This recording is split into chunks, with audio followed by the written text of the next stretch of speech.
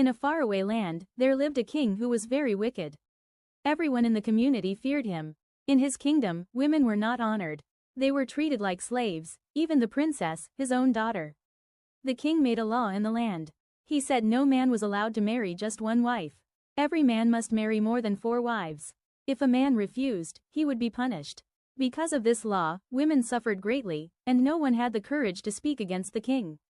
As the princess grew older, her heart became heavy. She saw how women were treated without respect. She wanted to fight for their honor. She wanted her people to be free. But her father, the king, fought against her, because he wanted his wicked law to stand forever. The princess had a man she loved. He wanted to marry her, but because of the king's law, he could not. He had to marry more than 4 wives before marrying the princess. When she heard this, she began to cry. She begged her father to change the law. "My father, my king," she said, "please cancel this law. I must be honored. I cannot share my man with anybody." But the king refused. He became even more angry. He said in his heart, "This daughter of mine must be stopped." So he made a plan with the palace guards to kill her, because she was fighting against his command. The princess also made a plan. She decided to escape from the palace and run far away from her father's wickedness.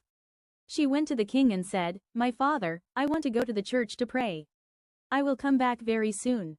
The king agreed, but in his evil heart he was happy, for he already had an intention to kill her.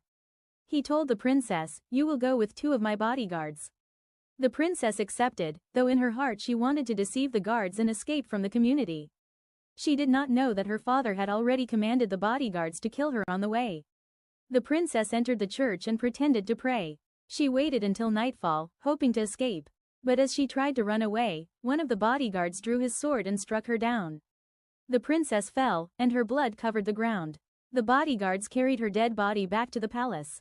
They told the king, an enemy attacked her on the way, and she died. The king was filled with pride in his evil heart. He said to himself, "At last, I have stopped her.